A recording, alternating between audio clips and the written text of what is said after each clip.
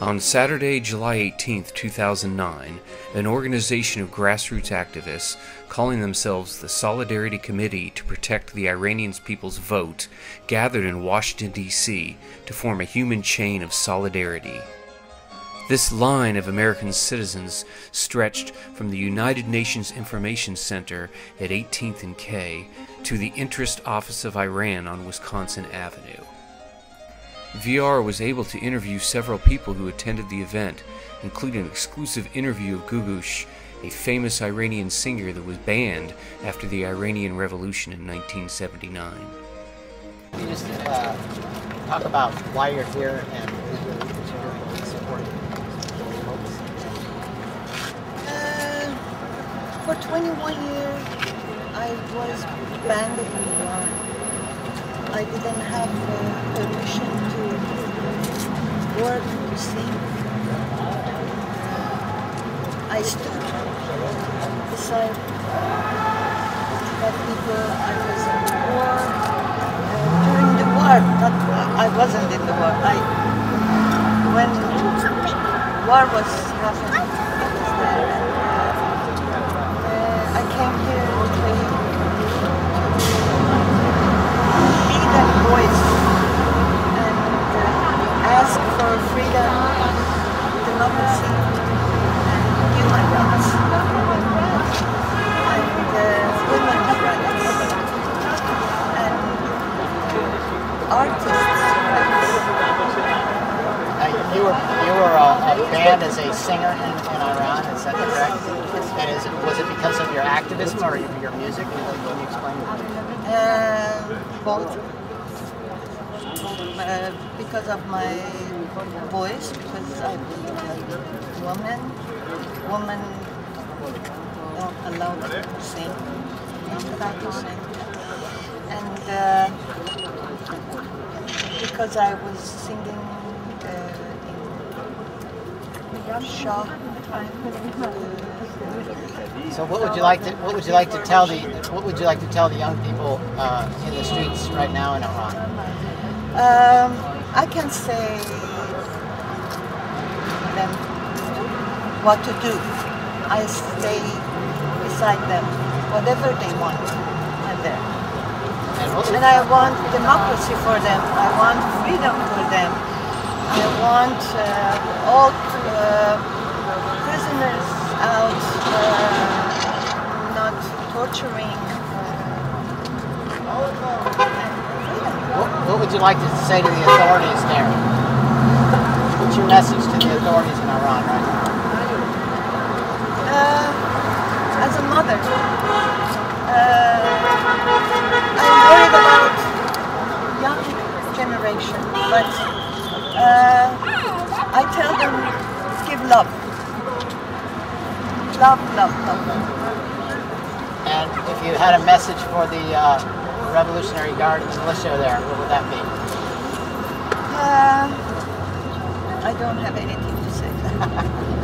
Okay. Because they have no ears. They have no ears. Thank you very much. Thank you. We're here in Washington, D.C. It's July 18th, downtown. Can you explain what's going on with the human chain here?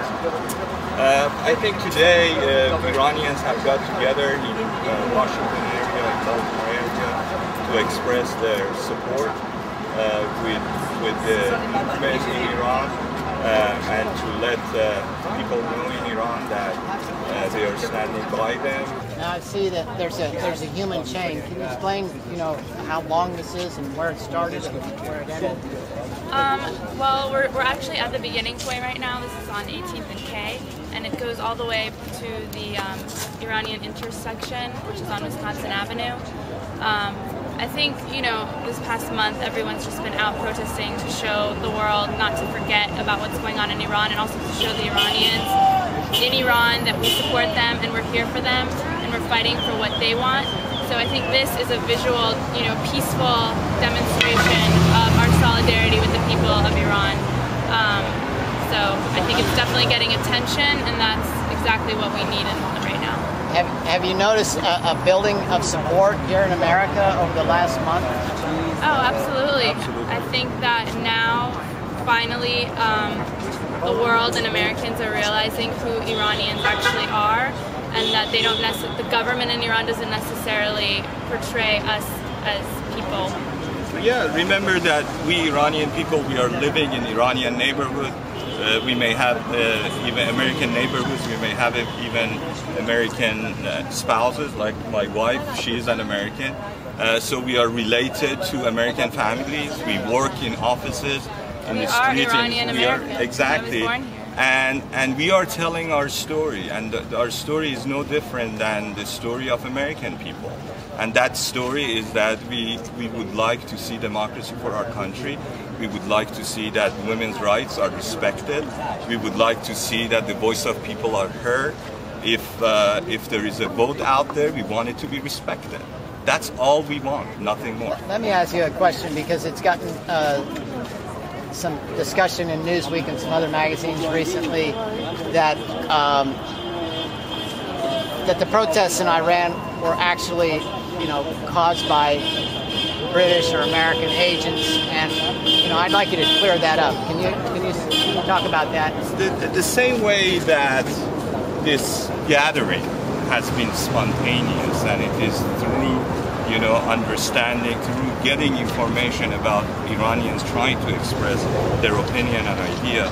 The same thing is true within Iran. It has been 30 years since the first revolutions, and throughout these 30 years, Iranian people have learned a lot about what their rights are, what they are seeking a civil society in Iran. And it is really the evolution and the growth of people who have brought them to the point in history that they really demand now for their rights to be respected. So I think that movement that you see in Iran, it is something that is absolutely grassroots. It's something that has happened by the people trying to gain what is truly their rights. It is a civil rights movement. Yeah, do you see Iranian citizens getting more experience in learning how to protest and how to rally and how to it seems that at first they didn't know how to protest and how to petition the government stuff, and they seem to be learning more and getting more organized. I think in Iran they've always known how to do it. Now they just had a reason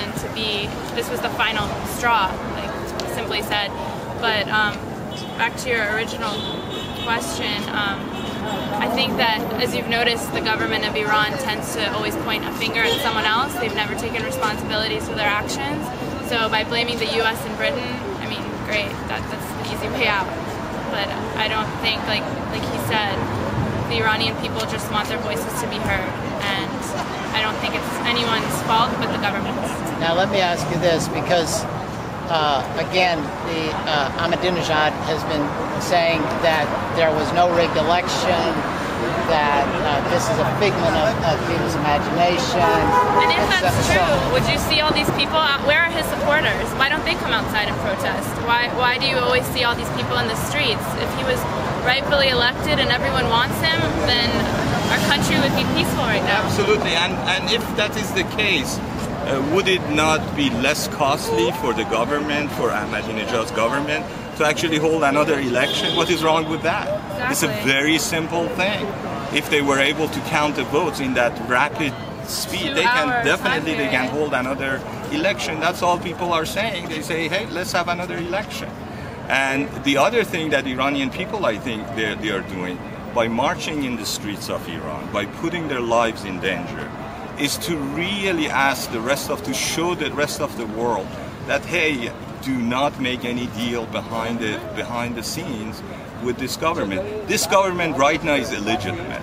So you're not concerned that if Obama comes out strong, that they will say that it's an American puppet regime? They already are. It is beyond that point.